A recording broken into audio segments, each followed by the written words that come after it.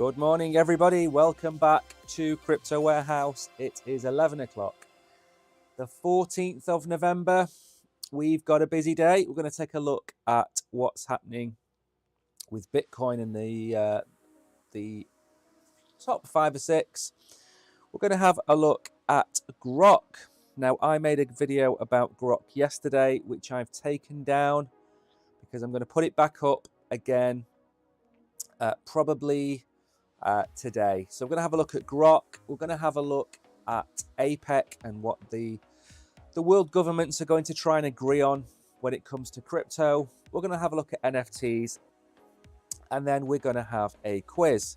And before I start, I am just trying to drop some gifts and boxes for people who are watching. So if you give me 1 second, I'm just going to try. There we go. So we've got the red envelope down. I'll drop another one in about half an hour's time. On the other platform, I'm going to drop some red boxes as we go through the show. So please accept them on my behalf and welcome to the stream. Remember, we stream every day at 11 o'clock. The last few Sundays we've had off because we've been working really hard. It has to be said. So as well as streaming every day at 11 o'clock, we do the live show on Saturdays from the office where we are on camera. You get to look at us, and Brogan joins me on Saturdays as well. So all of that being said, I'm going to crack on and get on with the markets, and we're going to have a little look at where we are up to with crypto. Let me update the menu. There we go. Okay, so we are down 0.38%. So we're down 1/3% in the last 24 hours. 1.41 trillion is the market cap. I still can't get over the fact that we are this high, this far into the pre-bull run. Volume is 50 billion, fairly decent for a Tuesday morning. Bitcoin dominance hasn't changed. Ethereum dominance hasn't changed. If we go down and have a quick look, excuse me, Bitcoin is down 36,500. Ethereum is still above 2,000, which is great news. Let's have a look at the 24 hours. I'm going to get through this as fast as I can so we can get on to the real news. So there's a few projects still doing out. Frax, Immutable X, Polygon, Maker, PancakeSwap. Not too many gainers. And then a few retracements. ZRX, Cosmos, Celestia, Filecoin. We're not going to mention that coin on this channel. My advice that I gave you yesterday was steer well clear of it. Mana is down, Luna is down a touch, and Sol is down a touch. So overall, we've had a minor retracement. I wouldn't go so far as to say this is a correction. I'd go so far as to say this is a retracement. And that's pretty much it. There isn't really, compared to where we've come from, there isn't really an awful lot of drop so far. Although when we get onto the charts, I'm going to go through the chart that I drew yesterday, which is surprisingly and uncannily accurate. So the first thing we're going to talk about is we're going to talk about Bitcoin. Then we're going to go into Ethereum. Excuse me. We're going to go into Ethereum. And then we're going to have the XRP charts. Each one has something specific that I want to point out. The XRP one especially, as there was some fake news, we'll call it, last night that we're going to go over. First of all then, I like to cover the price predictions from various influencers that are on social media and see how close to where I think we're going to go and have a look at why they think that. So somebody that I enjoy watching an awful lot is Ben Cowan, into the Cryptoverse, I think is the name of his channel, and he talks a lot about Bitcoin dominance. He talks a lot about cycles. It's quite complex, but he does it in a really nice way. You can watch him and understand what he's talking about, even though sometimes they're quite complex matters. So I do like Ben Cowan. Now, Ben Cowan has come out with his price target for Bitcoin, which I'm interested to see. We've seen a lot of price targets for Bitcoin. Cathie Wood predicting $1 million by, is it 2030? Other people predicting $300,000, $400,000, $500,000. Some people saying $100,000 before the bull run even starts. So I was very interested when I saw this today, and I wanted to go through it. So Cowan goes through the charts, and he uses the charts to tell him where we're going to go. Now, as you'll know, if you watch us quite a lot, I like to point out the fact that you should take everything into consideration. The macro environment, charts, Bitcoin cycle, everything needs to be taken into account, because some things can have a bigger effect than others. If we go back 3 years to what happened, that had a huge impact on all markets, whether it be stocks, bonds, crypto, whatever. Black swans can occur from time to time, and they take the prices of coins out of the hands of everybody, including people that do the charts. That doesn't mean we should ignore the charts. It means that we should take what they say and then add in additional information. So Cowan believes that the 2.5 bands below the previous high of 69,000 is at the 45,000 level. But since the band goes up, as time goes by, Bitcoin could actually top out closer to 100,000, assuming that the cycle ends in late 2025. The issue right now is that 2.5 log lines down from where this peak was puts you at a price which is 45 to 46,000. This might sound somewhat disheartening to hear, but you have to remember that normally we've seen major peaks occur in Q4 of the post-halving year. So while it is true that 2.5 log lines down is only at 45 to 46,000, 2.5 logs down in 2025 would be a lot different, and these are the charts I'm talking about. They are quite difficult to follow, and regression lines, they follow a very slow curve. Something I agree with is the law of diminishing returns. That is, the bigger the asset class, the harder it is to move the price up or down. And in this instance, my target for Bitcoin was always $105,000, because that is 1.6 times the previous all-time high. So that gets us to about 100 to 105,000. So surprisingly enough, he is kind of in exactly the same range that I'm in. But the one thing that I think will change this is, of course, the ETF applications and the ETF approvals. And the reason being is that we haven't had a previous cycle with ETFs.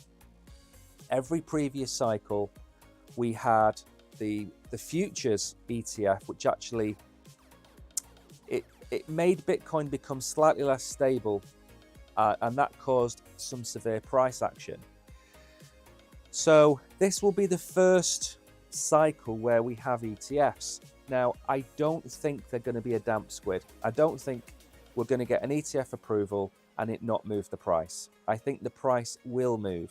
I don't think it's going to move as much as everybody keeps saying. I don't think we are going to get $100,000 Bitcoin by February next year. But I do think it's going to have an impact on where the Bitcoin price will end up.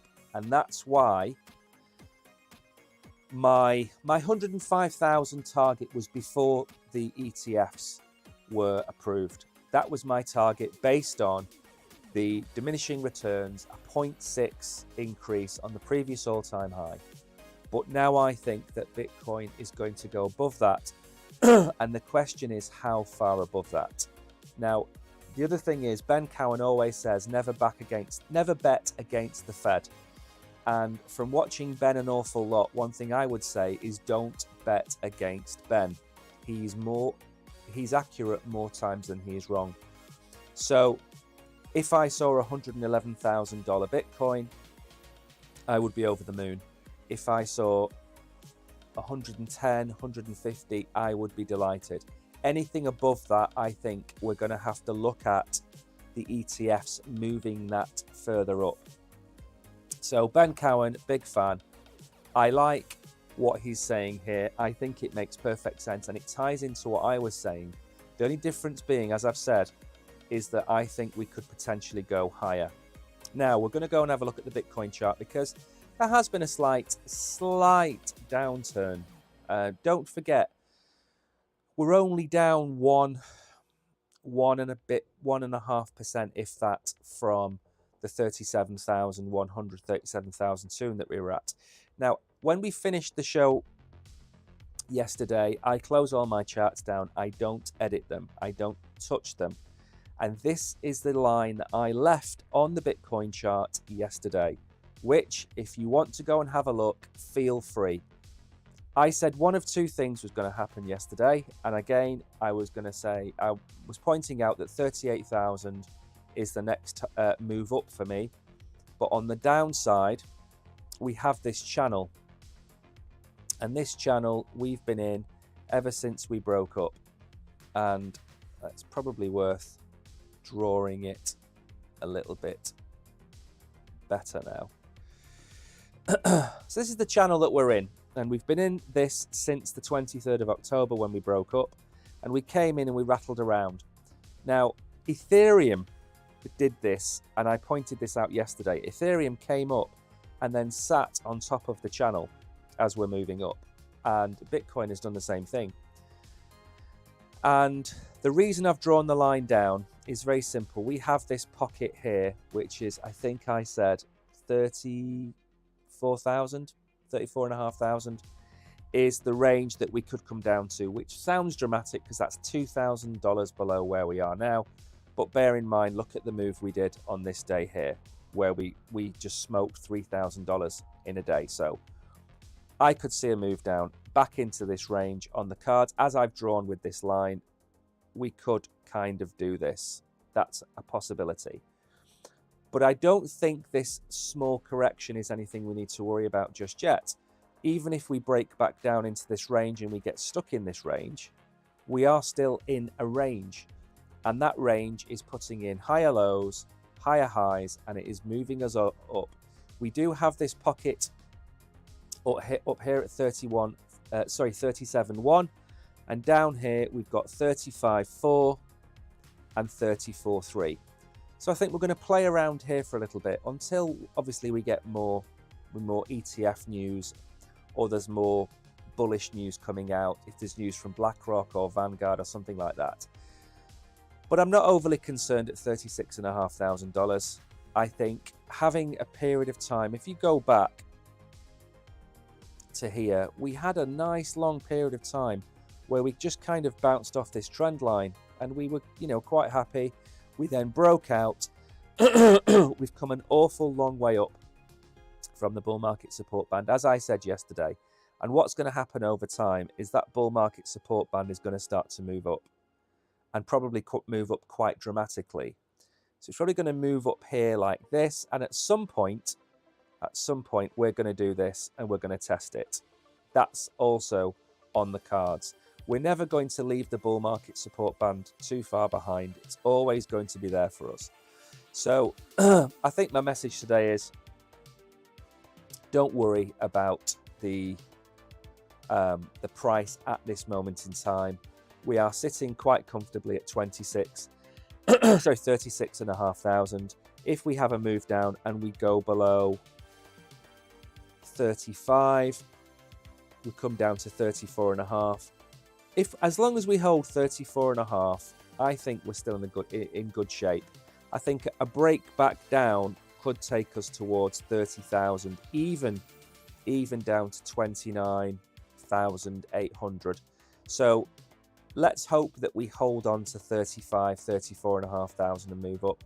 But remember, this is a very small correction. If you zoom out and look at where we were,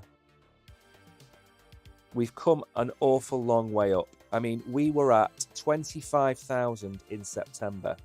So we've moved $11,000 in 2 months. We do need to cool off a little bit. We do need to have the RSI come down. We do need to give the bulls a rest. And as long as we hold around this level, I don't think there's anything to worry about. On the long-term charts, there isn't anything to worry about.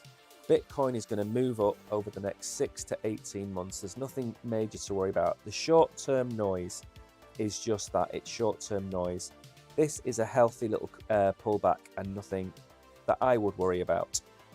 Now, at the other end of the scale, there is bullish news about Ethereum. Remember, we've had the bullish news about the Bitcoin ETF. We've now got the bullish news about an Ethereum ETF.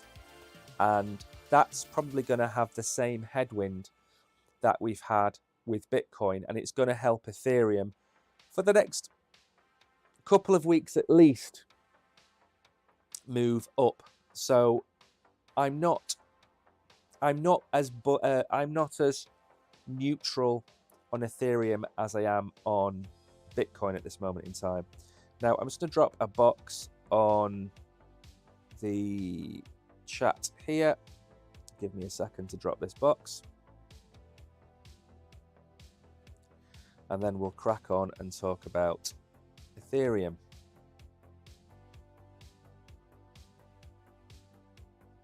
There we go. All done. I'm going to try and get through the show as well in 45 minutes today. We're 15 minutes in. We've just done Bitcoin. That's normally the biggest one. We'll see if we can get through Ethereum and XRP and the rest of the news before 11:45. I never seem to have enough time for the quiz anymore. So the Ethereum price is struggling to gain strength above $2,100, and it's consolidating, which is a good thing. It's showing positive signs above 2,000. The price is trading above 2,000 and the 100-hourly simple moving average DSMA.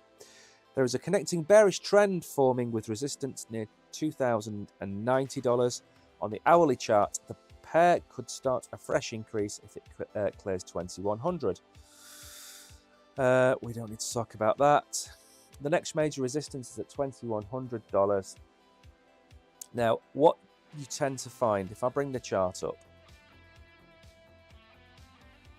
you tend to find that sometimes these pumps basically just lose strength and peter out. And we don't want to see that with Ethereum. We want to see Ethereum move up. Now, I did circle this morning 3 areas on here, 3 key areas on here.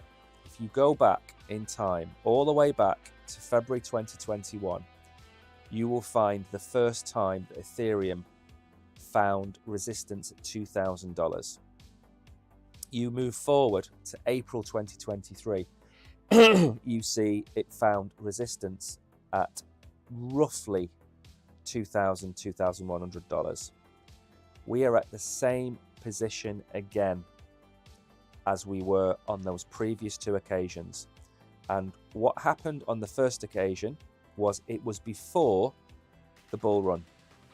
On this occasion, it was, what's that, a year before the bull run. So didn't have that bullish impetus to get it up. And as you can see, it came down and it collapsed under the moving average. We've come back up again based on the news about the fact that we have potential for an Ethereum ETF.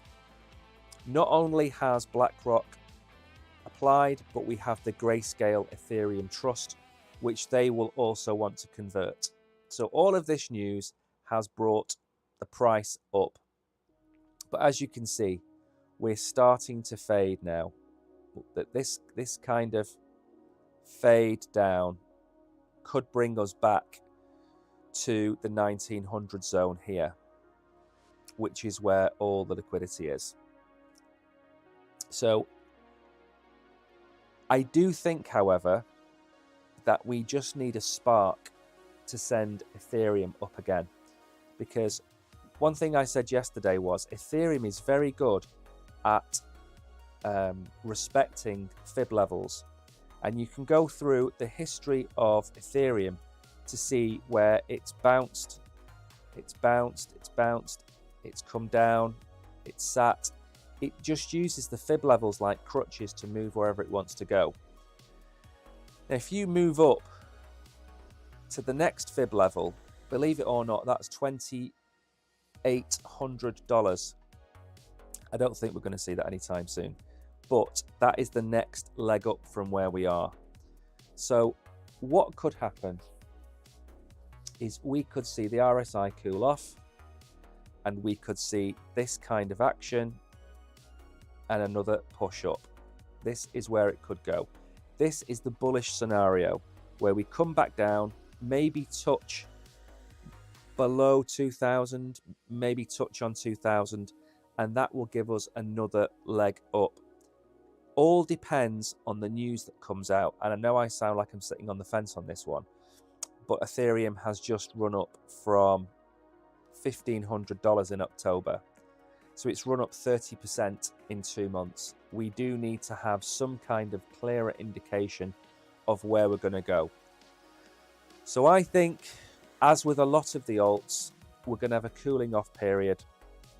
I do think that coins like Solana, XRP, ADA, I do think they're going to have a very short cooling off period, and then we're going to get another direction for the market, and Bitcoin will lead that. If Bitcoin can get above 37.2 and starts to push up again, the alts are going to join the party, and that goes for Ethereum as well. It's had a good run up. I didn't expect it to get over 2000 anytime soon.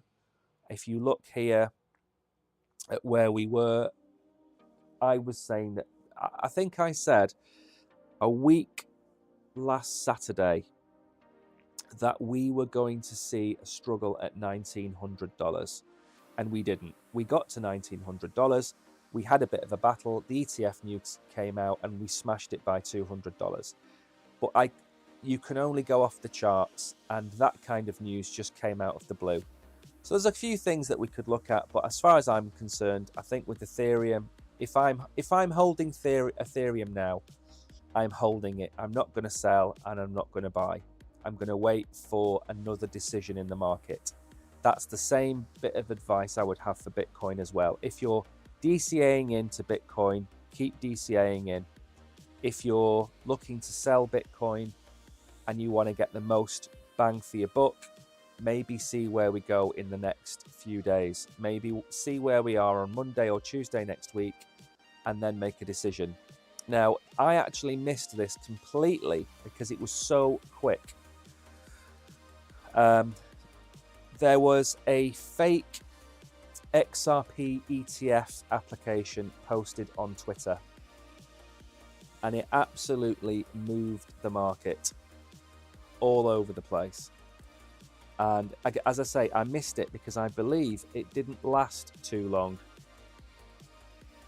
And I was in the middle of editing a video, so I missed it. Apparently, according to this article, it was a 30-minute spike. So what actually happened was the BlackRock iShares XRP trust filing in Delaware, it sent the crypto asset flying 12% in just half an hour. And it was fake. Someone did indeed submit the corporate registration in Delaware, but it wasn't BlackRock. A company spokesman confirmed to Decrypt. BlackRock, who did register the name for its iShares Ethereum trust in Delaware last week, told Decrypt that in an email that the XRP filing is false. The fake XRP filing was registered with the same address and contact information as BlackRock's very real ETH filing last week. Now, you could probably argue that this might be somebody trying to, trying to make on the trade. What I mean by that is they've posted this fake ETF application and it's pushed the price up. They've longed Ethereum, or they've waited for Ethereum to hit a certain price and then they've sold. That's potentially what has happened here. There was a lot of anticipation and corresponding price action in connection with Bitcoin and Ethereum's ETFs, especially those that would be issued by BlackRock if they were approved. So I don't know if we need to look any more about that. What I will do, as I say, I'm trying to get through the articles and I don't want to spend too long on the show because we never have enough time for the quiz. So let's go and have a quick look at the XRP chart, because this was something of a spike. Let's go to the 1 hour. Oh, not the 1 minute, the 1 hour. So this is what happened. This was yesterday at 8 o'clock, 9 o'clock European Central Time. And what happened was ETF has been, XRP has been in this range now for some considerable time. And it's been following this range, and then all of a sudden we have this fake application. And what happened was it shot all the way up to 75 cents. And then within the same hour, 45 minutes, it came straight back down to the price 65 cents. 65 cents, we've kind of been at this range now since last week, 9th of November. So these kind of things can happen. And when the markets are on a knife edge, anything like a little bit of news like this gets picked up by the algorithm, fed into a trading bot, and suddenly there's massive buy and sell orders placed. And that appears to have been what's happened. All I will say is Ethereum is starting to break out. Sorry, XRP is starting to break out of this channel that we had. It was kind of honoring the channel up until today, and it's starting to break down. But we are at a level below that. We've got 60 to 61 cents is the next level down. And don't forget, we have this huge vacuum here. So if we do come down, we could come down to both the fib level and this pocket here. So we could come down to this level here, maybe in the next few days for XRP, unless something happens. I did notice today, I'm not going to mention the channel, but a very popular streaming channel. I was watching George, actually, Cryptozaros, and the advert that kept popping up was a fake Brad Garlinghouse video. It was actually him. It was his voice. He was talking. He was saying, join this XRP thing that's going on now. And it was clearly fake. So there are people out there trying to catch you out. Don't fall for any of it. If you think that something is going to happen and you want to ask somebody, ask us. Drop me a message on Telegram or any other way you can get hold of me, and I'll go and have a look for you. But I can assure you that Brad Garlinghouse is not trying to give away 100 million XRP. I can tell you that for nothing. So as far as I can see with XRP, I think we could come back down to the 61 cents level, break down out of this channel. But again, it's 61 cents. Look at where we were only, let's go back to the daily. Look at where we've come from with XRP. We've come all the way up from this range down here, which was what, 48 cents. So again, we're up 50% in a very short space of time. A cooling off period is good. Remember, these kind of things can tend to do this. So potentially we could come down and then shoot up towards the end of the year. If we were in the bear market, I wouldn't be predicting that. I would be predicting some kind of collapse to this level, then this level, then this level, then this level. But we are at the start of the next bull run. So as I keep saying, I'm slightly more bullish than I have been, simply because the market is indicating that we're starting to look at upward momentum. Now, we're going to get onto the video. I put a video up yesterday and I pulled it down within an hour or two. And the reason being is very simple. Grok AI is the ChatGPT software that Elon Musk is rolling out to X Premium Plus members. It is so cold that my coffee is now an iced latte. That's how cold it is. Now, the reason I pulled the video down is not because it was sponsored or I was shilling grok or anything like that. I didn't make it explicitly clear in the video that the grok token is a meme coin and not associated with the actual AI project that's been launched itself. So when I did the review in two sections. I reviewed grok AI and then I reviewed the meme coin. I didn't explicitly say that the coin wasn't part of grok AI. So what I'm going to do is I'm going to edit the video and make sure that when you watch it, you understand that I'm showing you the meme coin associated with the project, but the coin has nothing to do with the project. But I wanted to bring this to your attention because grok has done incredibly well as a meme coin in the last 3 or so days. It's listed on some major exchanges. Again, I'm not going to name names, but it's listed on some major exchanges. And before we get into the article, I would personally say, do your own research. Don't buy this token thinking it has anything to do with the real project, which it doesn't. It's a meme coin based on the actual project created by XAI. So the market cap of AI-inspired altcoin grok fell sharply on November the 13th after Zach XBT tied its creator to previous possible scams. Now, if you've watched me before, you will know that we are huge fans of Zach here. Zach was caught out a few years ago on I think he lost or was hacked and lost his entire wallet. And what he did then was he decided that he was going to take it upon himself to investigate lots of different, not scams as such, but lots of different people involved in these kind of things. And he's worked very closely with the police.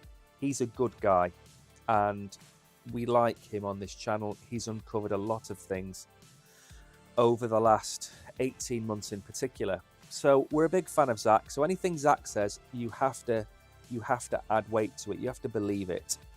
According to Zach, the project's X account was previously used to promote crypto tokens. There may or may not have been bad ones. The independent investigator pointed to the account's ID as evidence for their assertion. And there he goes with his evidence. And update, their dev just burned $1 million. Very nice. So the market cap was up to $120 million before the post and has declined significantly since. Backers of the project opened an X Spaces shortly after dispel what they termed FUD, a term obviously fear, uncertainty and doubt. The project's developer also burned tokens from the developer wallet worth $1 million. Okay, we know about this. Attendees of the event chimed in, with some voicing skepticism regarding his post and others sharing distinct thoughts about the project. Now, the one thing that always makes me laugh is that when people go after people like Zach, Zach is not going to go after projects that don't have some level of they need to have red flags for Zach to call them out. And that's what he did. He called them out. And, you know, there's a very famous saying that I think it's the lady doth protest. The more people protest about this and say it's this, that, and the other, the more likely it is to be that. I did the same thing when I called out Pepe, and I got roundly criticised for calling out Pepe because the team wasn't doxed. There was no evidence of who the team were behind the project. I called it out. It ran up 2,000%, and then the team rug pulled and stole $34 million. So who was right and who was wrong? Well, clearly, if you'd have bought it and ignored my advice, you'd have made 2,000%. But if you bought it and held, the price came straight back down because they rug pulled the project. So for me, when you do your own research, you should be looking at the white paper, the tokenomics. You should be looking at the team. You should be looking at DEX tools. You should do everything that you can to identify whether these projects are legitimate or not. For me, wouldn't touch it with a barge pole, but it's in the news. It's a big headline, altcoin, meme coin. So I wanted to cover it, but at the same time cover the AI project that Elon Musk had done. That's why I pulled the video down. Just dropping a box. Give me a second. 1 minute.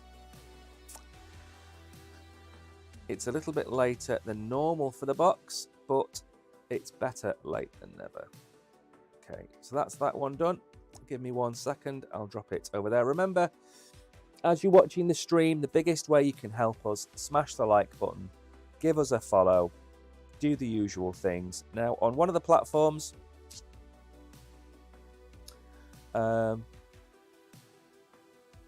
so Proxy Mage, I cannot give out my contact information on the stream, unfortunately. I'm not allowed. And as for the coins I'm dropping today, I wanted to drop a different coin, but what happens is that when I drop the coins, the unclaimed coins, they take a few days to come back to my account. So the coins that I have been dropping, the NBW ones, I haven't got them back to give out. So I have to give out what I have in my wallet, which of course is stick. So that's what you're getting. So that's why it's a bit different today. So tomorrow, hopefully, I will have the real crypto back and I'll be able to drop that for you. Remember, wherever you watch us, whichever exchange you're watching us on, you get free crypto for watching us. So just bear that in mind. Sometimes I can't drop the right coins that I want to drop, if you know what I mean. Sometimes I have to wait a day. So tonight I should get all the coins back that weren't claimed on the last few streams, and then I can give them out again tomorrow. So that's why you get different coins sometimes. Right, let me go back. So I'm not going to look at the price of Grok either, by the way. I just wanted to bring that to your attention. Now, 11:37, we've actually kept it on time today. Miracles will never cease. So, APEC finance ministers to share perspectives on crypto at meeting in San Francisco. Now, we're not going to go through all the hullabaloo of what has happened in San Francisco this week, but for those of you that don't know, that's where X is based, and Elon has been very vocal about the state of San Francisco and the state that it's in. Of course, we've got China over, we have other world leaders over to talk about lots of things to do with crypto as well as traditional finance. And the criticism has come because they've cleaned up the streets of San Francisco and they've basically moved all the people that were on the streets somewhere else and basically hid them out of the way, which is terrible. But there you go. So that's the news. So the highlight of the event will be when Biden and Xi Jinping meet on November the 15th, which is tomorrow, I believe. The focus of the organisation being on the regional economy, the finance ministers' meeting is also primary importance. There will be a heavy emphasis on sustainability. They will also hold one session devoted to supply-side economics and another on digital assets. Yellen mentioned unbacked crypto assets, stablecoin and central bank digital currency specifically. I look forward to hearing your perspectives on the long-term role digital assets and blockchain technology can play in our respective financial systems, as well as how your authorities plan to approach regulatory oversight of their development of use. So one thing from this is that obviously America doesn't operate inside a vacuum. It has to operate with other large international players. And Yellen has been very negative towards crypto. and blockchain. And I think a lot of that comes from who her sponsors are. I think a lot of it comes from not understanding crypto. And I think some of it comes from, as well, not wanting to understand it. The same way that Warren Buffett and Charlie Munger, they're not big crypto people and they've got no interest in it. But I think that's more to do with the fact that they don't understand it rather than anything else. Anyway, what we can only hope for is that other parts of the world start to put pressure on America to regulate crypto the same way that everybody else wants to regulate it. Remember, what we want on this channel is we want adoption and we want regulation. We want crypto exchanges and crypto projects to be regulated, and we want adoption, and adoption comes from people using crypto without knowing they're using crypto, whether that's sending payments over the Ripple blockchain, whether that's tipping people on X, whether that's paying their gas and electricity bills using USDC, whatever it might be. We want those two things to happen. So when you see the word regulation, it's not a bad thing. You might think it's a bad thing, and they're trying to, be party poopers, whatever else it might be. But there's bad people out there trying to do bad things, and we need to stop them, because it damages crypto and it damages everybody that's got anything to do with it. Just look at Sam Bankman-Fried, perfect example, ran an unregulated business that should have been regulated in America and wasn't, and that's at the foot of Gary Gensler. And look what happened. It caused a massive ripple, and it's put crypto back maybe 12 months. So we want regulation, we want regulators, but what we want is a fair playing field, and that's what this is about. If all of the world leaders can come together and create a level playing field, that is surely the target that we all want. Now, we're going to have a quick look. Now, you know me, I'm not a fan of NFTs. I don't like them. The majority of them are going to go to zero, in my humble opinion. And I don't think you should be putting your hard-earned cash anywhere near anything to do with NFTs. However, this article is showing that there are potentially green shoots of recovery within NFTs. Now, I'll just clarify one thing. I don't mean every single NFT ever created is bad. Utility NFTs obviously have a place. VIP NFTs have a place. Tickets for concerts, planes, trains, whatever it might be, they have a place. I'm talking about digital rocks or little fluffy bunny rabbits or dragons. Those are the NFTs where you lose your money. We made a video yesterday, and that video was about KSI. We uploaded it late last night. There's a KSI video on our channel. If you don't know who he is and you don't know what he's got to do with crypto, I suggest watching it. And he has his Bored Ape Yacht Club. He has his Kennel Club. There's a few others, but the majority of NFTs that he's got, he's lost money on. We made a video about Mr. Beast. Mr. Beast made a profit on his NFTs because he got in and out and sold them. The issue is that most NFTs over time go to zero. However, this is now the second cycle of NFTs. So the interesting thing to ask yourself, what NFTs are going to make a comeback? And for me, Bored Ape Yacht Club, Cyberpunks, Mutants, The Gods, maybe even some of the Solana NFTs are going to make a comeback. Some of them are going to come from zero back up to maybe the price they were at the previous all-time high. I'm not saying they're not. Some of them will do. Because when money flows out of Bitcoin, it goes into alts. When money comes out of alts and people don't want to put it into fiat, they might buy NFTs. That's why you get the NFT season. Now, the trading volume has shot up, and that indicates there is buying power. So this is where we are. This is the Ethereum chart over the last year. Now, as you can see, I mean,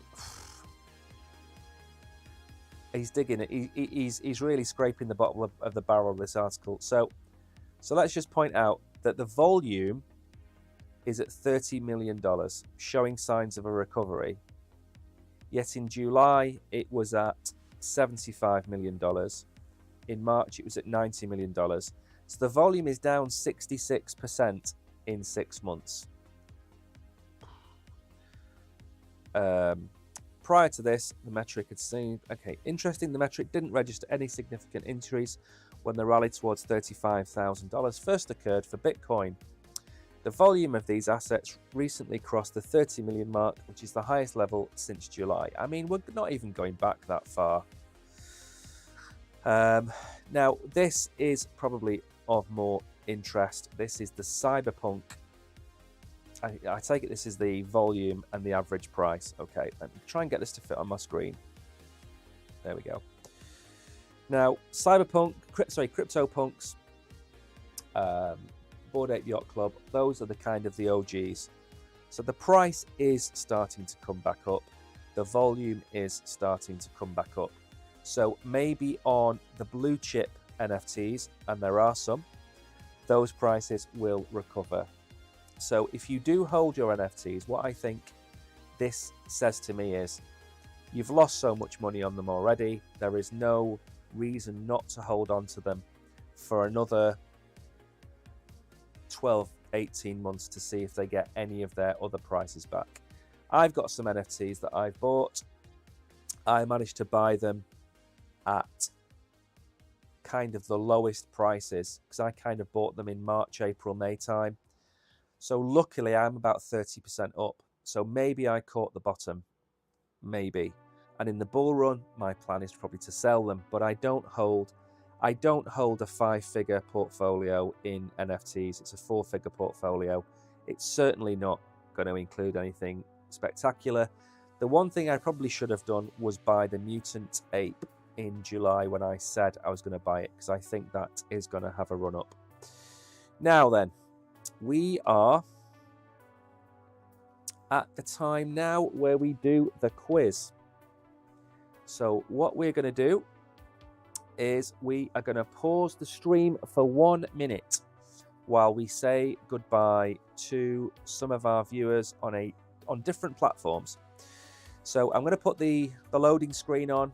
I'm going to give it 30 seconds, and then we are going to come back and play the quiz. So thank you for watching, everybody that's on certain channels. We will be back tomorrow at 11 o'clock. Make sure to come back. Make sure to hit the subscribe button and the follow button and everything else. For those of you that are on an exchange, hang on. We're going to do the quiz in a minute, but I am going to pause the stream for 30 seconds while I close one of the streams off.